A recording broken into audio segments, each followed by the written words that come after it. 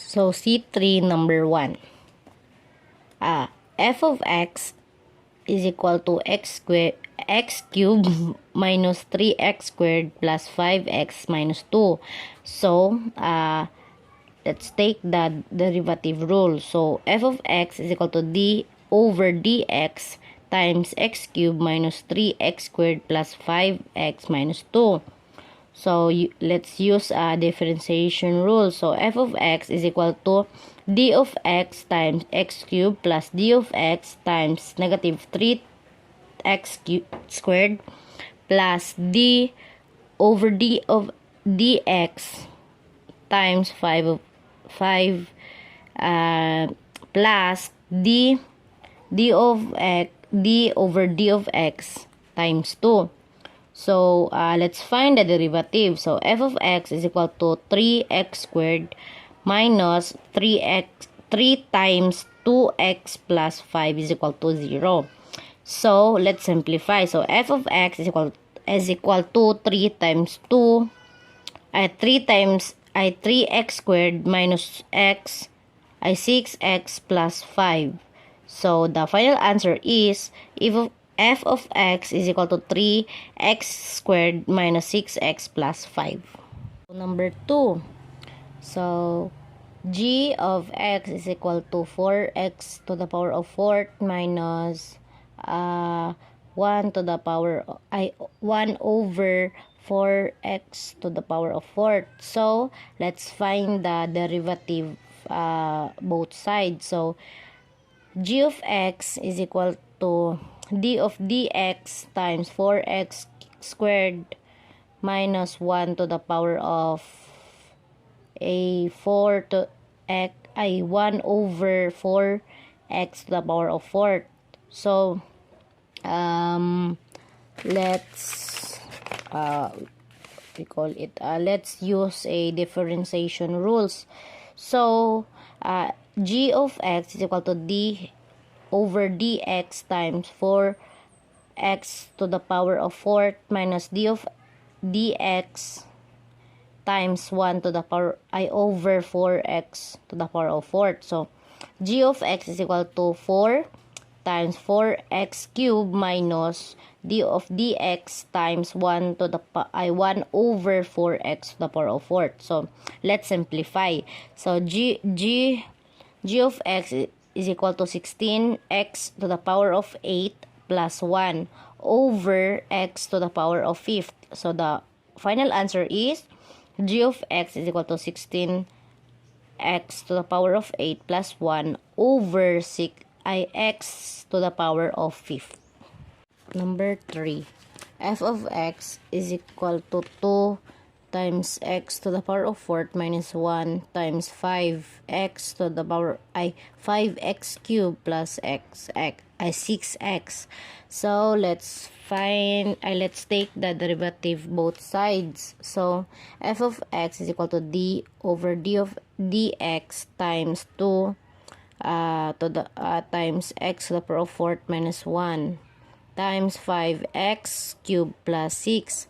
So, let's remove the parentheses. So, f of x d is equal to d over dx. So, 2x to the power of 4 minus 2 times 5x cubed plus 6x. So, let's use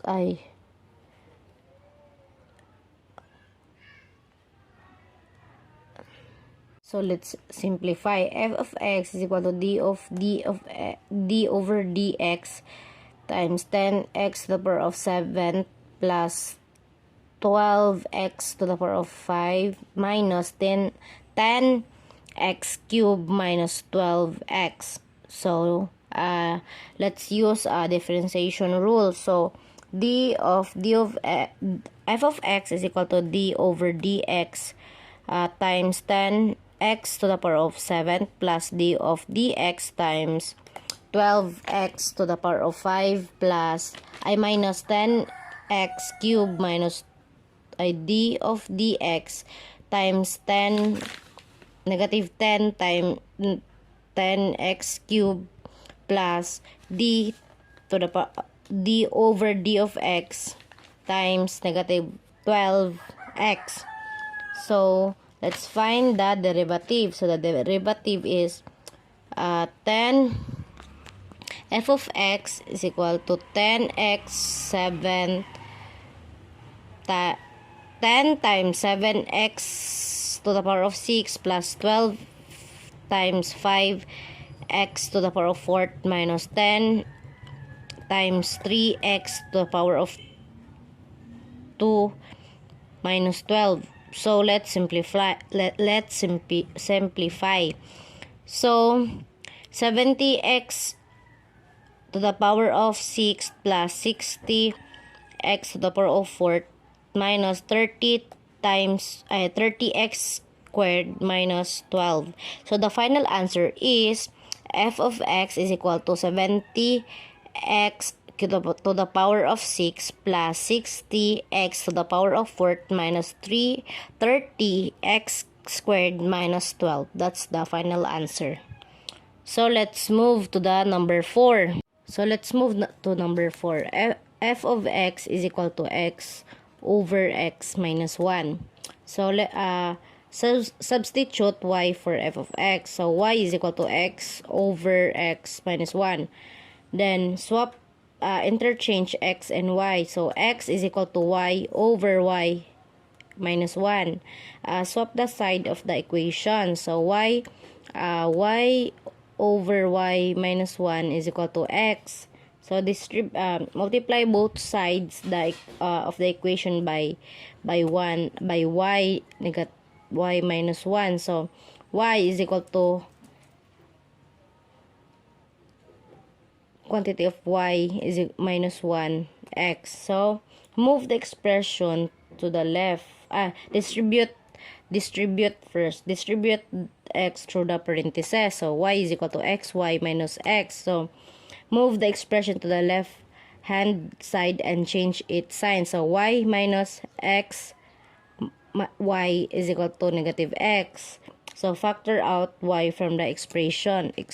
So 1 minus x y is equal to negative x. So divide both sides by 1 minus x. So y is equal to x over 1 minus x. So divide siya both sides. So let's substitute the f of f to the power of negative 1 times x is equal to x over 1 minus x. So the final answer is f to the power of negative 1 times x is equal of x.